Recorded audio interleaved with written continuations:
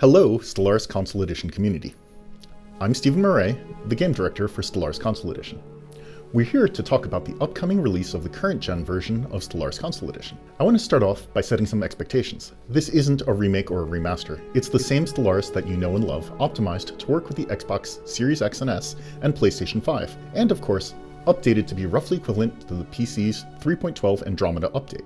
We know a lot of you have been asking about the future of your DLC purchases, and whether or not they will carry forward. It's been a long process from deciding to start a current gen version of Console Edition to now, but we finally have some answers that we can share. We know a lot of you have invested in us, and we initially started out wanting to repay your loyalty in kind by investing back into our players. For existing Stellaris Console Edition owners, the ownership of the base game and all DLCs will carry forward into the current gen version at no cost to you within the same console ecosystem. So if you own to the last gen version of Console Edition for Xbox, you can get the Xbox Series X and S version at no additional cost, and the same for players on PlayStation. This does mean that we will no longer be supporting the last gen version of Console Edition, however it will still remain playable on the last released version, but will be locked out of future updates.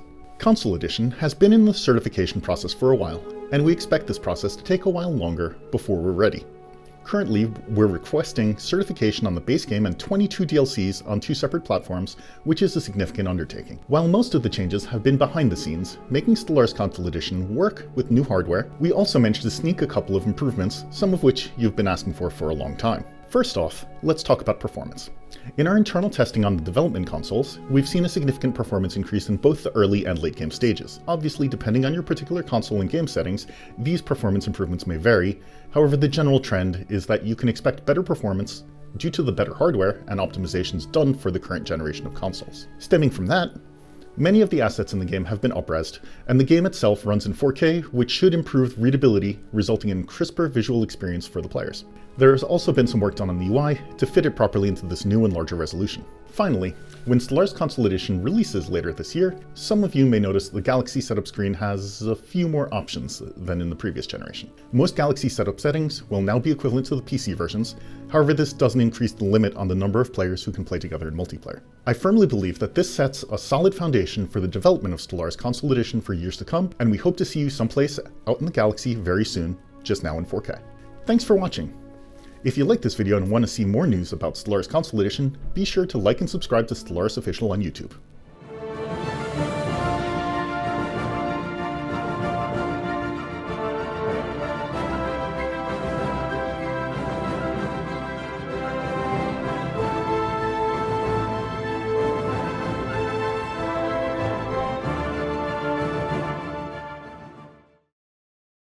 And, of course, updated to be roughly equivalent to the PC. Goodbye, lie. Yeah, is it a little too fast? It was the Xbox Series X and S, which takes a lot longer to say than is written there. Yeah, there's a lot of punctuation in there. There's some types. Yeah. It was pretty funny.